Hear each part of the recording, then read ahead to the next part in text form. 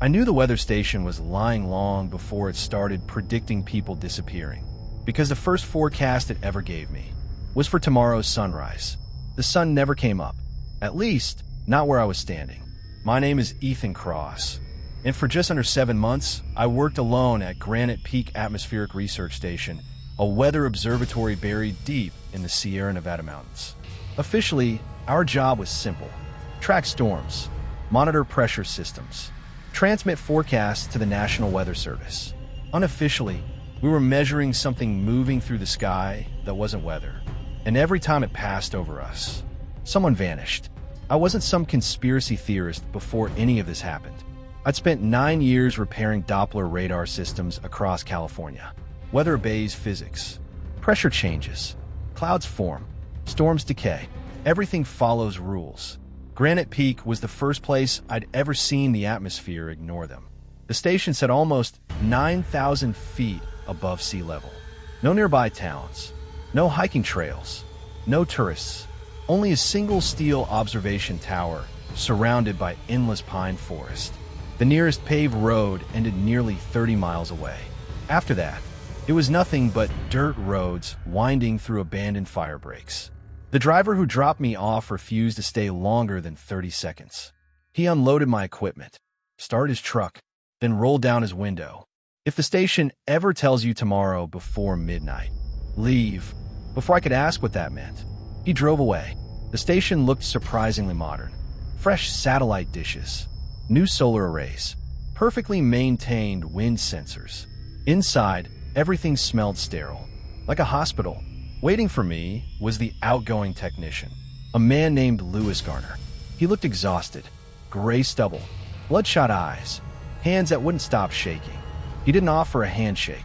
He simply handed me 2 things: a key ring and a laminated card. Read it after sunset. Then he looked around the empty station, as though making sure nobody else could hear. If the printer starts talking, don't answer. That sentence stayed in my head long after he disappeared down the mountain road. The printer starts talking? I assumed stress had gotten to him. 6 months alone in the mountains could do strange things to people. I laughed it off. I shouldn't have. The first 3 days were completely normal. Hourly weather reports, routine equipment inspections, battery maintenance, satellite calibrations. Nothing unusual. The station's main computer, an aging system labeled forecast, generated a printed report every hour. Temperature, humidity, wind speed, barometric pressure. Exactly what you'd expect. I almost started believing Lewis had simply suffered some kind of breakdown. On the 4th evening, the mountain became unnaturally quiet. No birds, no insects. Even the wind disappeared. The silence settled over the forest so completely it felt physical, almost heavy. At exactly 7:41 p.m., every digital clock inside the station froze. Not lost power. Froze. The microwave, the wall clock, the security system. Even my wristwatch stopped ticking. Only my phone continued counting time. No signal, but still moving. Remembering Lewis' instructions, I unfolded the laminated card. Across the top, someone had typed, "Granite Peak Night Protocol." Below were 6 rules. Rule 1, never look directly at the eastern horizon after sunset. Watch it through cameras only. Odd, but manageable. Rule 2, if every weather instrument suddenly reports perfect conditions, go inside immediately. Do not remain outside. Perfect weather? Why would that be dangerous? Rule 3, ignore any radio transmission requesting tomorrow's forecast. Tomorrow has not arrived yet. That wording bothered me, more than I wanted to admit. Rule 4, between 2:11 and 2:17 a.m., someone may knock on the observation deck door. He is no longer employed here. Again, he, not someone, not they, just he. Rule 5, if forecast prints an expected event, do not attempt to prevent it. Expected event? Weather software shouldn't predict events, only weather. Finally, Rule 6, if the station ever predicts your disappearance, do not remain until sunrise. No explanation, no signatures, nothing, just 6 impossible rules. At exactly 8 p.m., the printer activated. One clean sheet slowly emerged. I smiled. Probably another hourly forecast. Instead, the page contained only 3 lines. Expected event: 1 missing person. Time remaining: 47 hours, 59 minutes. I stared at it for nearly a minute, then checked the computer. Normal weather map. No warnings. No software errors. No strange files. Only the printed page had changed. Curious now, I searched the archive room beneath the station. Dozens of storage boxes filled with old forecasts stretched across metal shelves. I opened one at random. Inside, hundreds of nearly identical pages. Most were ordinary weather reports. Then, another expected event sheet. 2 missing persons. Another. 4 survivors. Another. 1 unidentified body. Every strange report had something handwritten across the bottom in red ink. One word: confirmed. I checked the oldest box. The first expected event had been printed 32 years earlier. Every single prediction had eventually been marked confirmed. At sunrise the next morning, dispatch failed to answer the daily satellite check. Unusual, but not unheard of. Around noon, they finally called. The operator sounded shaken. "Ethan, have you seen station supervisor Daniel Brooks?" "No, he never arrived.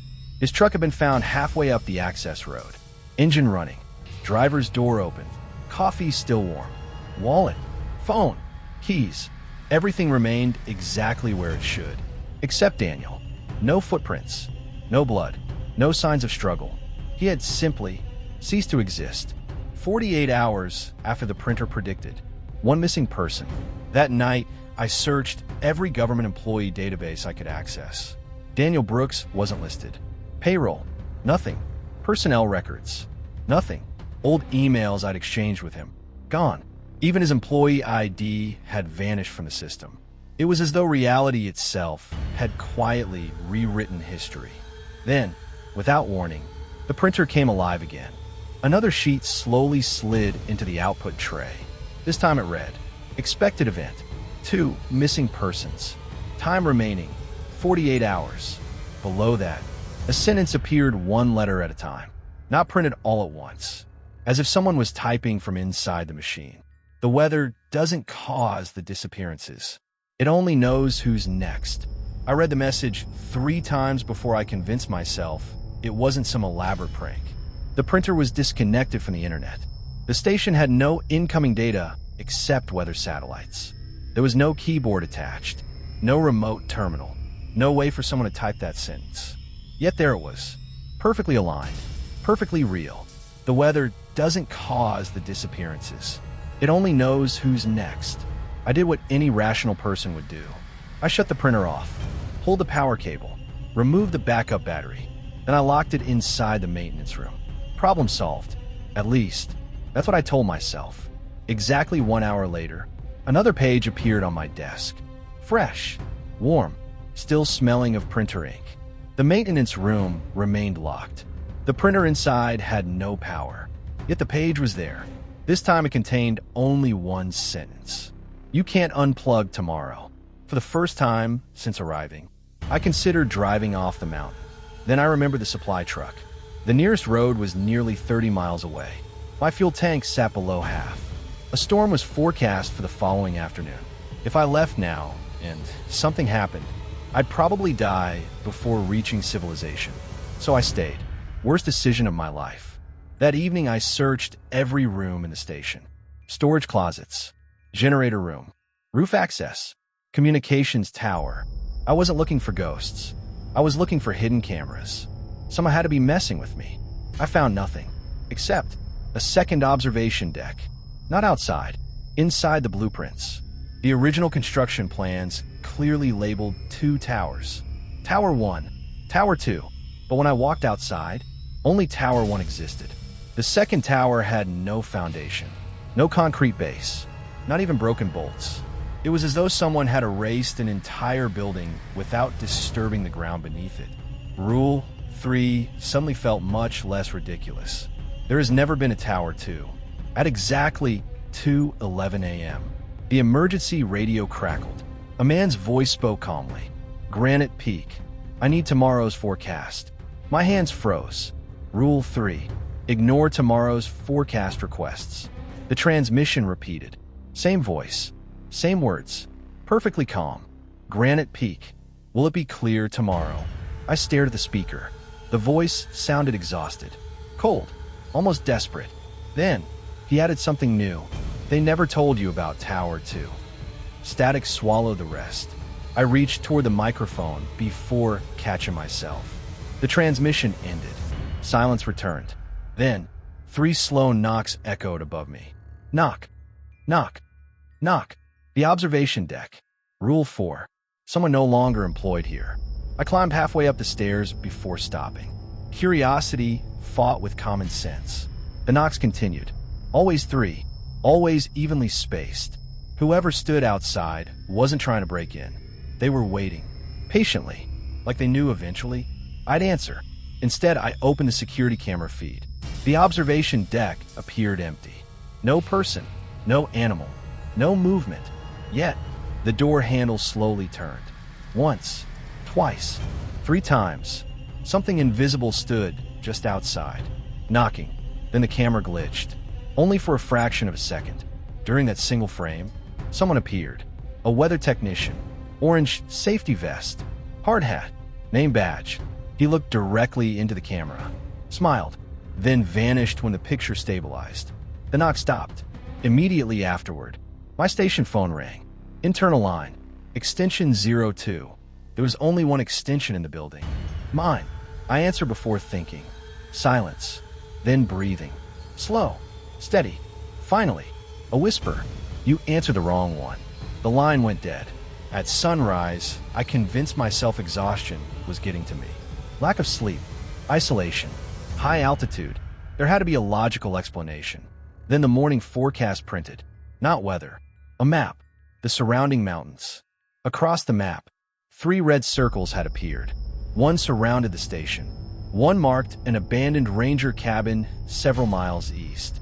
The third was directly where Tower 2 should have been. Except, there was nothing there. Curiosity won again.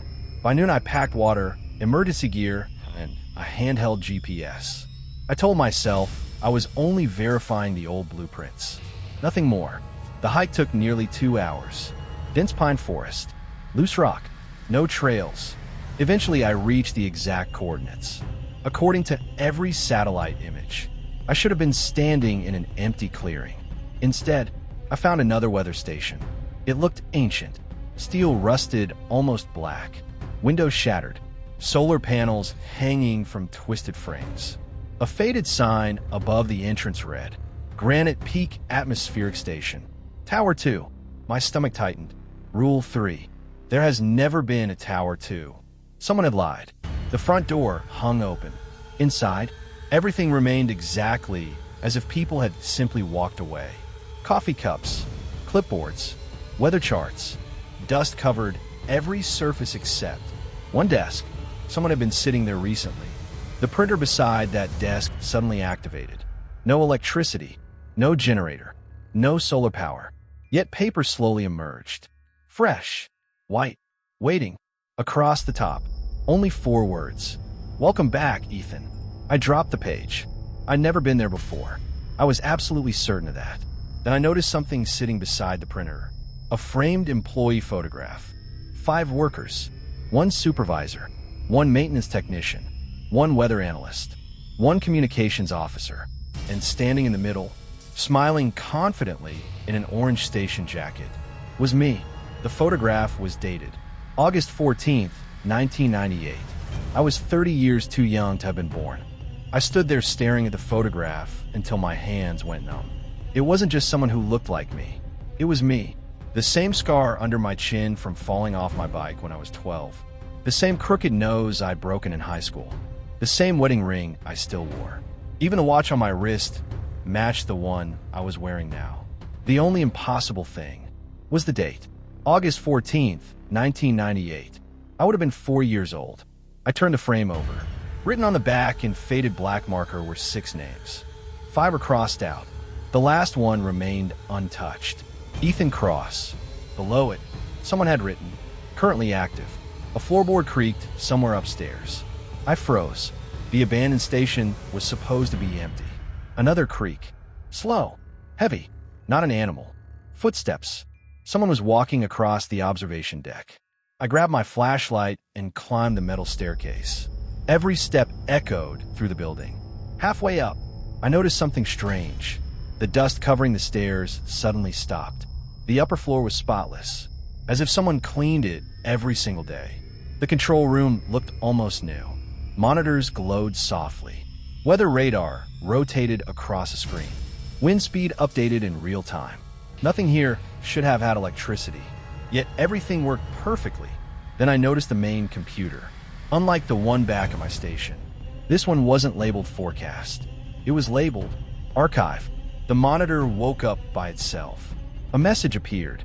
Welcome home, Ethan. Below it, folders began opening automatically. Thousands of employee files. Every technician who had ever worked Granite Peak. Everyone into the same way.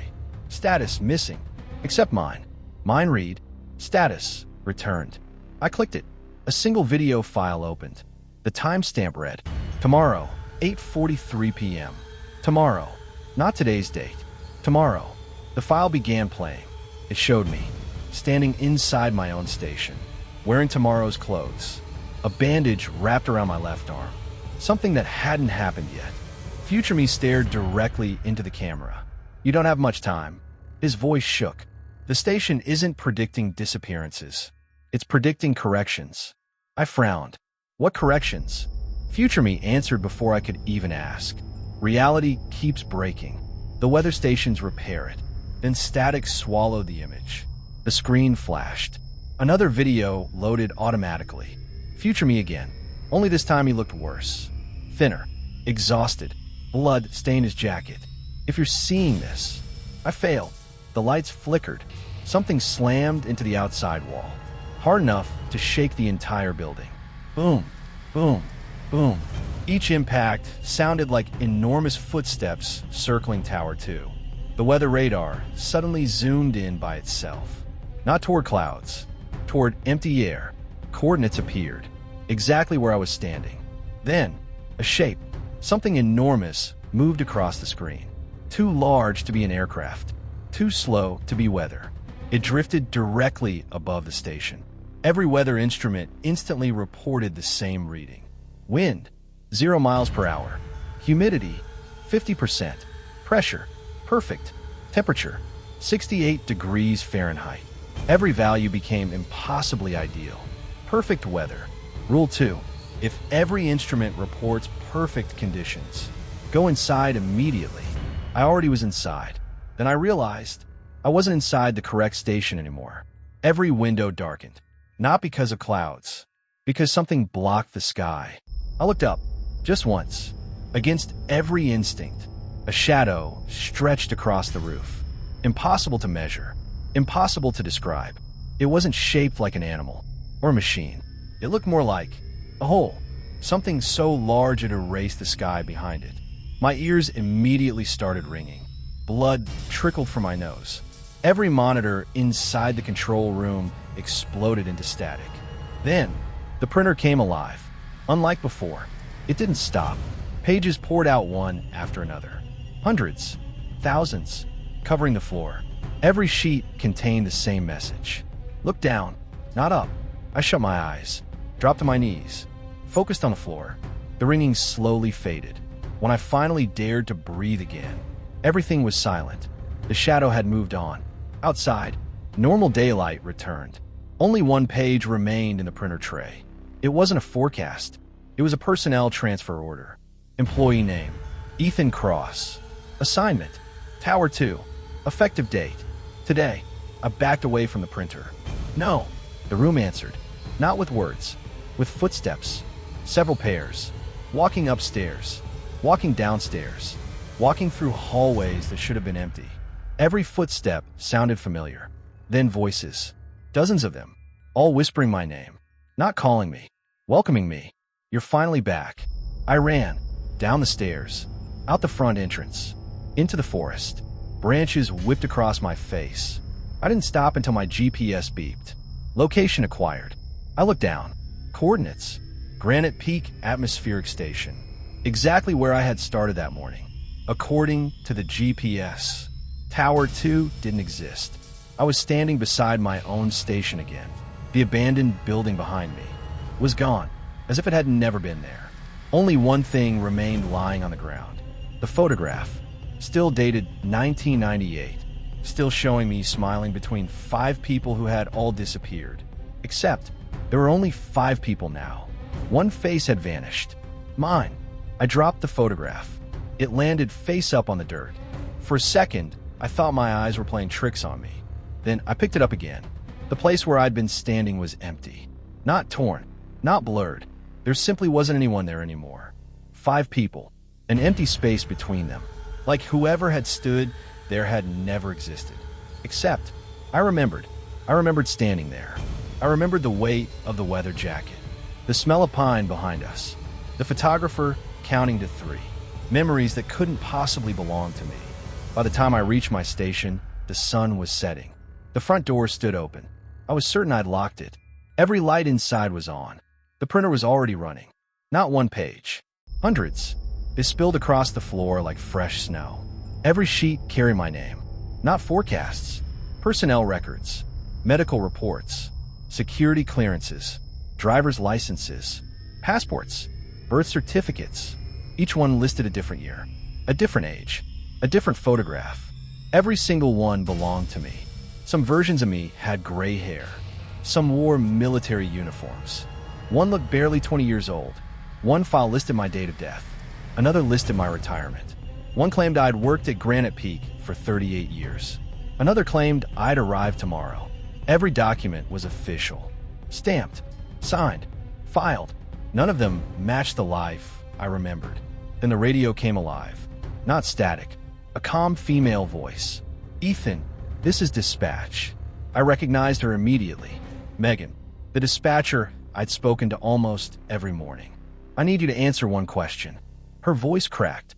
"What year do you think it is?" I laughed nervously. 2026. Silence. Then she whispered, "It hasn't been 2026 here. For 11 years. The transmission cut off. Immediately replaced by another voice. Mine. Not similar. Identical. "If Megan reaches you, don't believe her. She's already been corrected." I spun toward the radio. Nobody. Only the empty communications desk. The second voice continued. "You only have one chance. When midnight comes, one Ethan stays. The others disappear." Every clock inside the station reset to 11:43 p.m. I checked my phone. 7:18 p.m. The station wasn't measuring weather anymore. It was measuring a different time. Then the outside floodlights switched on. Automatically, I looked through the observation window. People were climbing the access road. At least a dozen. All wearing weather station uniforms. All carrying identical flashlights. As I got closer, my stomach turned. Every one of them was me. Different ages. Different haircuts. Different scars. Different uniforms. But unmistakably me. None of them spoke. They simply surrounded the station. Looking up. Waiting. One by one. They raised their employee ID badges. Each badge displayed the same name. Ethan Cross. The oldest version stepped onto the front porch. His beard reached his chest. His face was deeply lined. He looked 70, maybe older. He knocked once, very gently, then spoke through the door. "You've had your turn. It's mine now." Another knock came from the kitchen window. A younger version, maybe 25, clean-shaven, scared. He looked directly at me. "Don't let him inside. He says that every cycle." Then another voice called from outside. "He killed us." Another. "No, he saved us." Another. There was never more than one. The arguments grew louder. Dozens of Ethans shouting over each other. Every version convinced it was the original. The printer suddenly screamed. Not printed. Screamed. A sound like tearing metal. One final page emerged. Expected event. One identity remaining. Time until correction. 2 minutes and 14 seconds. The station lights died. Emergency power activated. Everything turned red. Outside, every version of me stopped moving simultaneously. They all looked toward the eastern horizon. Rule 1. Never look directly east after sunset. I almost turned. then remembered. Instead, I switched on the external security cameras. Camera 1 showed empty forest. Camera 2 showed the access road. Camera 3 pointed east. The entire horizon was gone. Not hidden, gone. In its place hung something that looked like a massive black storm front. Except storms move. This was breathing. Every inhale pulled clouds toward it. Every exhale pushed stars away. Lightning flashed inside it. Not white, deep crimson. And within every flash, I saw silhouettes. Thousands of people suspended inside the darkness. None of them falling. None of them moving. Simply waiting. The oldest Ethan whispered through the door. It's choosing. Every monitor in the station displayed my face. Hundreds of security feeds. Hundreds of versions of me. One sentence appeared beneath every image. Select original. I understood. The weather station had never predicted disappearances. It predicted replacements. Reality constantly produced tiny fractures. Different versions of the same people. Different histories. Different timelines. Granite Peak existed for one purpose: to erase every duplicate, to leave only one. The emergency generator failed. Darkness swallowed the station. Outside, every Ethan rushed the building at once. Glass exploded inward. Doors burst open. I ran, not toward the exit, toward the communications tower. The highest point, if the station wanted one version to survive. I'd make sure it chose none. I climbed until I reached the top platform. The storm filled half the sky. Wind roared around me. Every version of me climbed after me. All shouting, all begging, all claiming to be real. I grabbed the emergency transmitter. One switch controlled every weather station in the mountain range. I remembered something future me had said. The weather is only the cover story. I flipped every frequency open, broadcasting one message across the entire network. If you're hearing this, destroy your station. Before I could finish, something wrapped around the tower. Not a hand, not a tentacle, just darkness. The structure groaned. Steel twisted. The tower collapsed. I woke up 3 days later in a hospital. A search helicopter found me unconscious 30 miles from Granite Peak. The station was gone. Officials claimed wildfire destroyed it years ago. There had never been a weather station on that mountain. No contractor, no employee records, nothing. I searched for Granite Peak Atmospheric Station online. Every photograph showed bare rock. Every satellite image showed untouched forest. No roads,